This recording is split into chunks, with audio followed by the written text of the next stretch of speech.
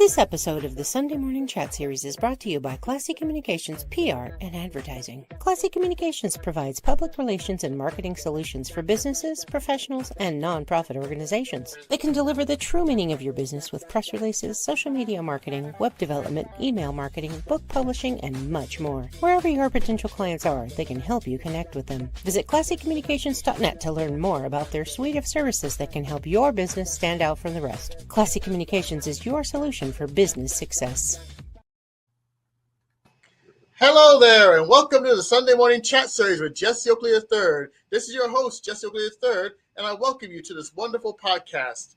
Now, the purpose of the Sunday Morning Chat Series is where yours truly get to interview a plethora of positive people making big difference in the community, whether they're speakers, leaders, authors, writers, entrepreneurs, business people. You hear from them first right here on the Sunday Morning Chat Series with Jesse Oakley III.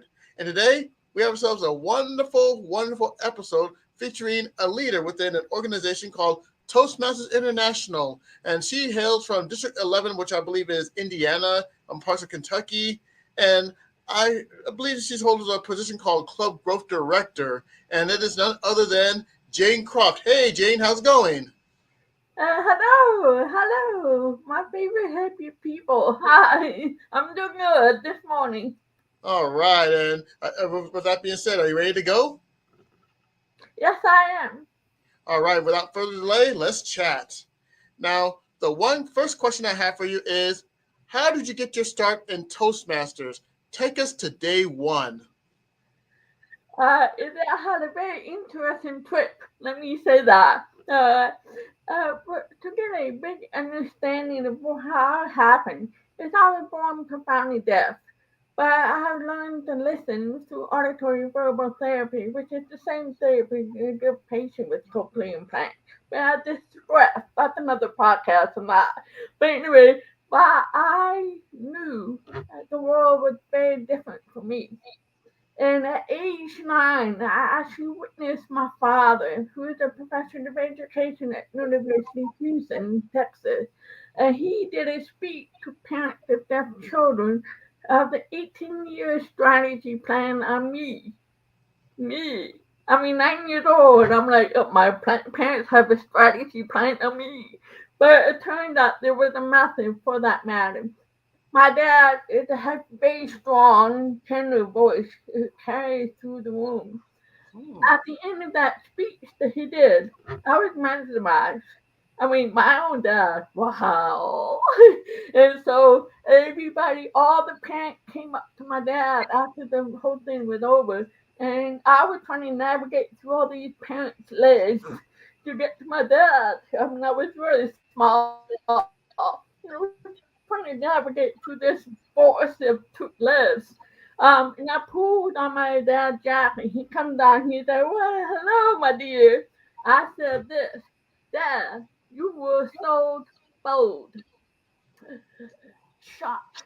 All the parents of deaf children looked at me. They never heard a deaf person, or as young as I was, use the word bold. It is not a common vocabulary. I was breaking bias as I spoke. And so even though I don't pronounce words, which I still don't, by the way, but, but anyway, it really reinforces the power of speaking. And ever since then, I want to be like him. But I wasn't ready. I needed to grow up to live. So when I was getting ready to the point where I have enough life experience to tell stories and testimonials, I knew of Toastmaster long ago. And so I said, yep, that's where I'm going. I'm going to Toastmaster to not only practice my speaking words, but also to refine my message and be able to pronounce words. And I still can't to this day. And also to keep my leadership, my skills, not be atrophied. It's like a muscle going there. So I finally joined Toastmaster, but the first club I tried to join was never chartered because it was in a rural area with stuck at 15 members. And I was the club president then, but I did not give up. So I ended up moving to Colorado later. And I went into my company and said, "Hey, anybody want to have a Toastmaster club company?"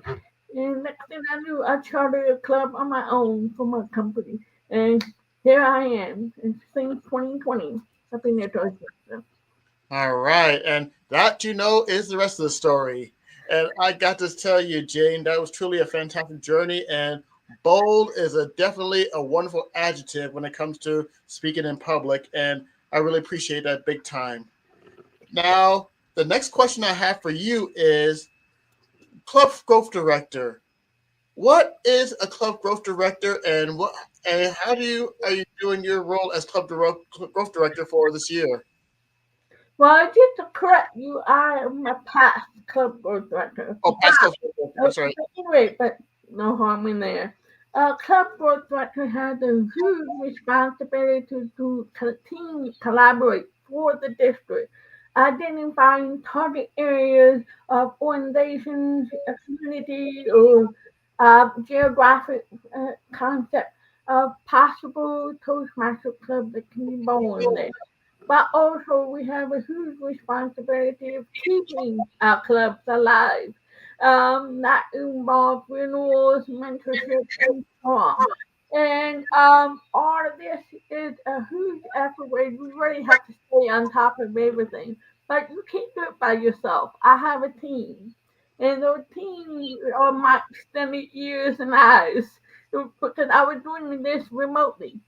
And my whole team was up in Indiana and Northern Kentucky. And here I am in Northern Colorado leading the team up there. But we had a strategy and we stuck with it. It turned out to be a perfect strategy at the time. And so the club growth director actually cultivate, say, hey, you can create your club. I'll help you. Let's be our partner. We'll make it happen.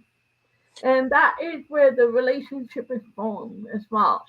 And if any leads or where people come in and say, I want to join a club, they already took the first step by saying, I want to join a club. And if from that point on, we have a partnership. And then we still help them navigate through some decision making about the club. Yeah, I could go on forever. But the key thing is to getting the right people to pull in to help support that club to grow and keep it alive. So essentially, that is what the club growth director does. All right, and I also want to add something else. You mentioned that you're in Northern Colorado, and the district is mostly Indiana, and you're a past Club Growth Director, and we appreciate the service. Now, when it comes to remote Toastmasters, especially connecting with Toastmasters from Indiana or anywhere around the world, what are some of the things that you're doing in order to service when it comes to connecting to Toastmasters all over the world? What are some of the amazing things have you done to right to this point? Well, one of the things I love doing is actually being available to everybody.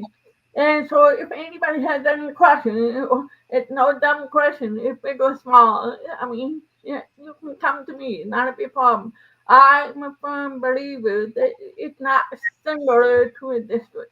There should be cross district interaction as well because works for one will not work for another, and vice versa. And there's always lessons to be learned when you hear in this testimonial. They're going, oh, that's an idea I never thought of, or something of that nature. Or there's a challenge that they have in problem with, and we can offer some suggestions and solution recommendations and so on. So it's very important that we have spread our service, and not just within our district. It doesn't have to be 1 year. It could be forever. I mean, once you're a Toastmaster, you're a Toastmaster. I Yeah. mean, that's the essence of it. So that is why it's so important that you, when every skill you gain, you share and elevate others in their skills as well. Fantastic, fantastic, fantastic. I love hearing answers like this and stories like this. Now, another question I do have for you is now I have spent within my 23 years of Toastmastering, I experienced plenty of challenges, whether it be in communication or leaderships. What were some of the challenges that you faced that you overcame within your Toastmasters journey? Well, there is some challenges that is specifically unique to me, but there are also other challenges that are commonly district challenges.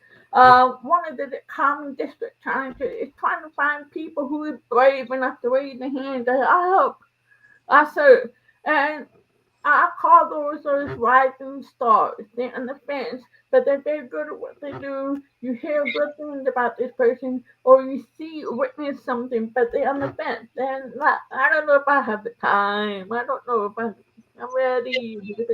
Those are rising stars you want to pay attention to. Those are the one you say, "Hey, come on, that's me. You can do it. I'll be there to help you. Come on, we'll do this together." And usually that works in the end. And so it just makes them realize it's not just the fear of public speaking, it's the gaining the confidence to jump over the edge. And so, I mean, right, I have gumption. I was nervous as heck when I first became area and division director, and I had to do two roles in my first years at the same time. And so I just plow myself through because you're not gonna know until you get there. And so that's exactly what happened. But I knew how it worked for me. Now my personal challenge was how to create cut through this bias of having a person who's deaf doesn't use the phone remote. How can they leave the district? And my answer is watch me. Watch me, because I know what strategy works good for me, and I can read the room in organizational behavior, how people respond to data, how they respond to people who's remote. I can read the organizational behavior, and that's very important for me as a person because I know how to navigate through it. I will not do it the same way as everybody else, but I still get to the same spot. So, yeah. Wow. So yeah. So that's the kind of challenges I have. Yeah. And I tell you what, you have definitely shown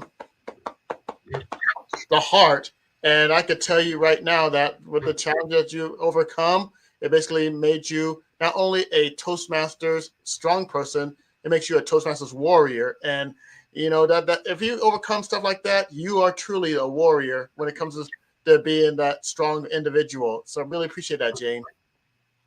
I've always considered myself as a trailblazer. Ah, That's how I see it because there are so many deaf people out there not like me at all.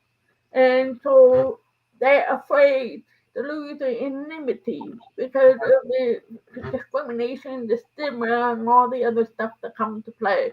We are judged by how we speak. And that so and that can be a problem. And so I'm willing to lose my anonymity for those deaf people who don't want to reveal themselves. They rather stay under low key behind the scenes every day. But we got deaf business owners, we got deaf leaders, we got deaf professors, doctors, scientists, pilots. I mean, we have all these people. They're leaders already, but they rather stay low key because they know the stigma is against them.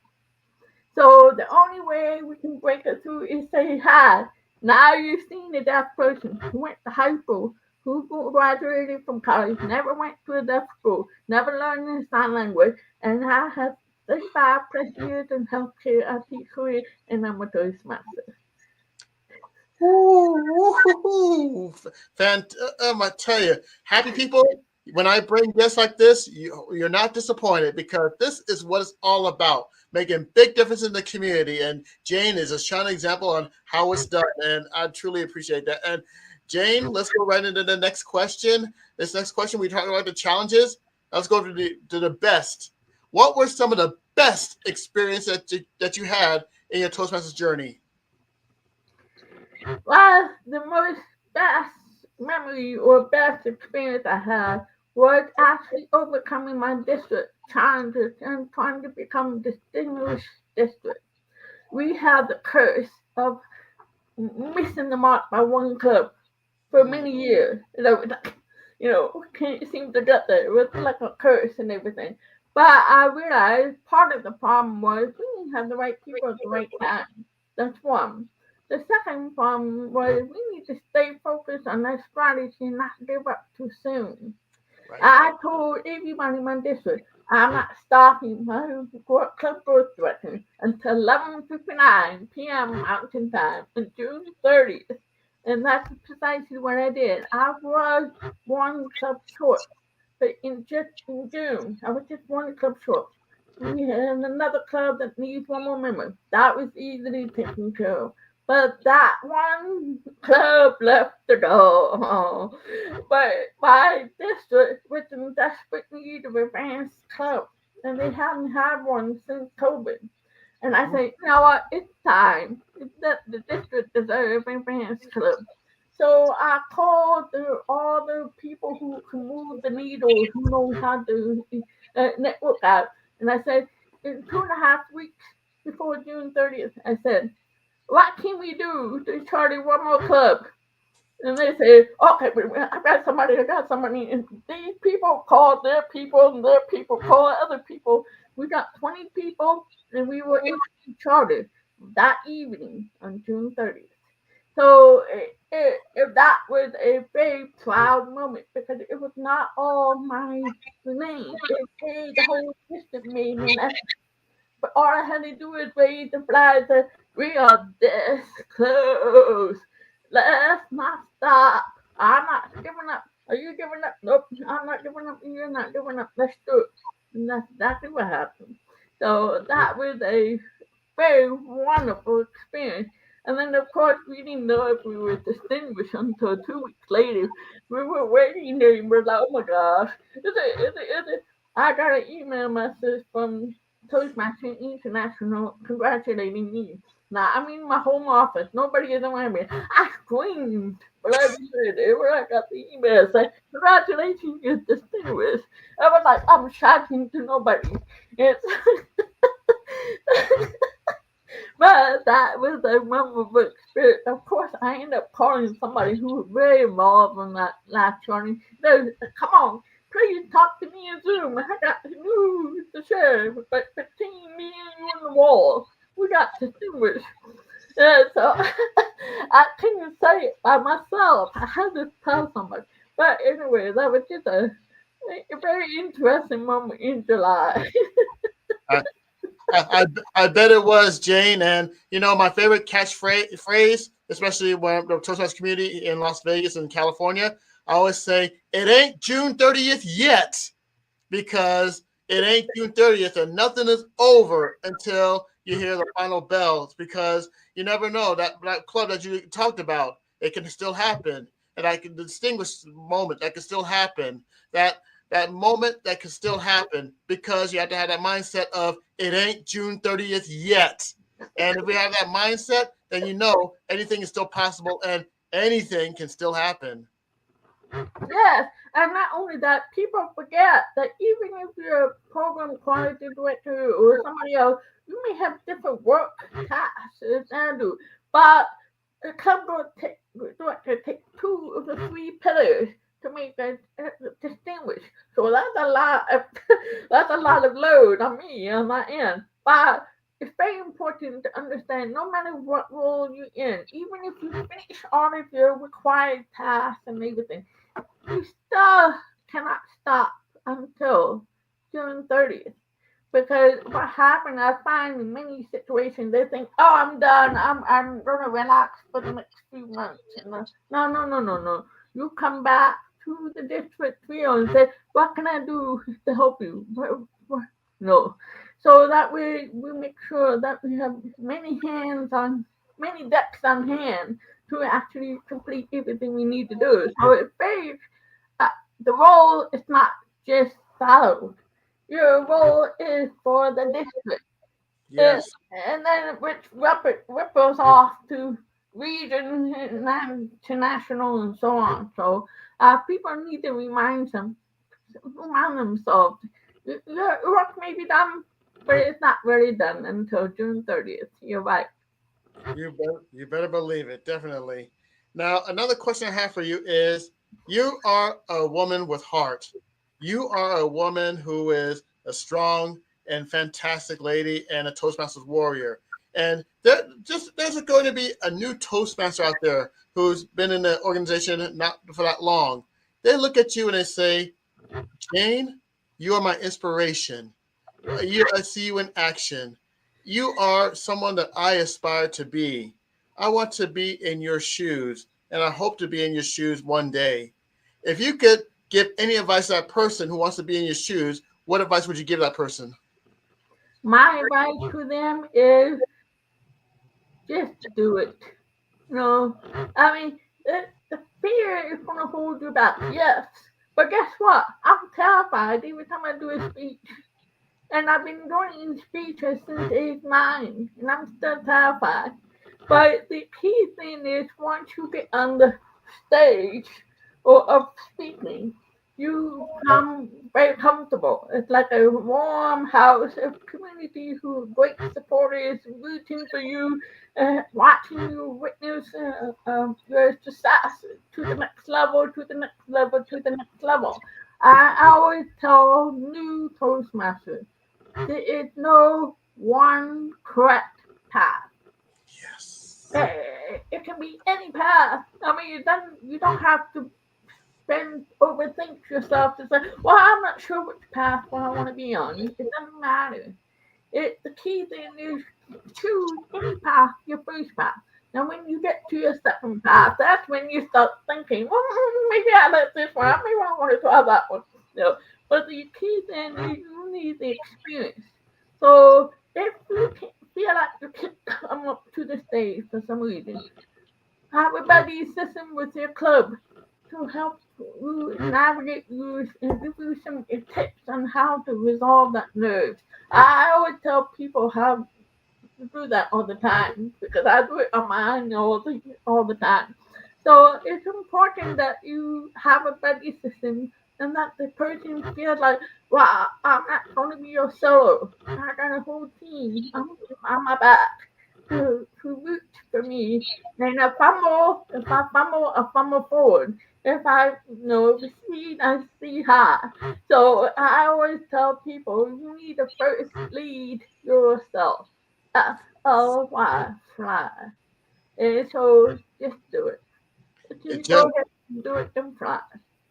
just do it. You hit the nail right there on the head. Whew. Now, now, there's some people out there that want to know more about Toastmasters. How could they know more about Toastmasters? Where could they actually go? One thing I noticed with Toastmaster when they think, oh, wait, that's not what I thought what this is and everything. I always tell them this is a nonprofit education leadership development organization. It's not an education school, it's an organization. And it's on the premises where each one evaluate each other and provide lots of feedback, of course. But it also gives you a project, which is all speeches, so you can throw in different ways to manage your mastery in different scenarios. And that is the beauty of the path. Path is designed to say, okay, you may go on this path, but let's throw this scenario, throw this in there, and that becomes your speech. And when you speak too many times, you become a natural. Because it's like, oh, I've done so many speeches already. I mean, what's the big deal? But that I have to tell them it's an organization, and a lot of people think, well, it's just teaching. You're going to a class, and like, no, it's a self-paced organization that it has a community behind you to guide you and to witness your elevation up to success. All right. And for more information, go to toastmasters.org, click find a club, and there might be a club near you. Again, toastmasters.org. Since it is an organization, check out that website, find a club, and who knows, you may meet amazing people like Jane Croft. That is truly fantastic. Now, this portion, we're headed to a section of the interview, which is called the shout out portion. If you can give a shout out for the people that made it possible for your Toastmaster journey, who would you like to give a shout out to? I will shout out to the entire district of District 11 in the 24-25 program year. Because I mean, the entire district. Every single member counts. Every single speech path counts. Every one of them counts. All the renewals count. All of this happens. And when you everybody draw and do what they want to do, we will succeed. And we have turned the page. I cannot tell you how many times from the previous year they were just like one club short, like I mentioned before. But it takes the whole district effort. So my chapter is the entire district level. So yay, we're distinguished for the first time in 10 years. All right, fantastic. District 11, you congratulations big time on that, achieving that goal. And it goes to show you that it's not a me leadership, it's a we leadership. And District 11, you embody that quite well. And I have one final question for you, Jane. Let's say that I was asked this of people, of my guests on this podcast, and it's just wise words of wisdom for my crew that are watching this episode. They're called the Happy People. And each episode that I do, the Happy People are always inspired and motivated by the wise words of wisdom that I have for my guests. So if you can offer one more wise words of wisdom to my fans and my crew, the Happy People, what would it be? Be kind to another, elevate others. Lead yourself first, fly, so that you can elevate others. And when you do that, it becomes very contagious when you do that. So but it all starts with you. All right, Jane, that is a perfect bookend to a wonderful episode of the Sunday Morning Chat Series with Jesse Oakley III. And on behalf of all the happy people that are watching all over the world, I thank you, Jane, for taking the time out to be here on the Sunday Morning Chat Series with Jesse Oakley III. Thanks, Jane. All right, and this concludes this episode of the Sunday Morning Chat Series. For more information, go to prconnectionsradio.com, and you can also go to YouTube, type in PR Connections, subscribe, and check out other podcasts, including my own podcast on PR Connections. But wait, there's more. You could actually go on to YouTube and type up Sunday Morning Chat Series with Jesse Oakley III, and there's the YouTube page right there. All you have to do is hit the subscribe button, ring the bell, and you'll get to see all the past episodes that I've done from 2020, 2021, 2024, and this year in 2025. And stay tuned for the next episode of the Sunday Morning Chat Series, which will take place this coming Sunday at 9 a.m. Pacific Standard Time. On behalf of Jane, I would say until next time, you take care of yourselves and have a good day. Bye. This podcast is brought to you by Envision U. Envision U has discovered how to impact spirit, body, and soul with spray technology in just 30 seconds. With Envision U, you can achieve optimal health and start living the life you have always dreamed of. Use the promo code EnvisionU.com/VernDix to take control of your health naturally. PR Connections Radio thanks you for watching this podcast. Check out more episodes of this show and our others at prconnectionsradio.com.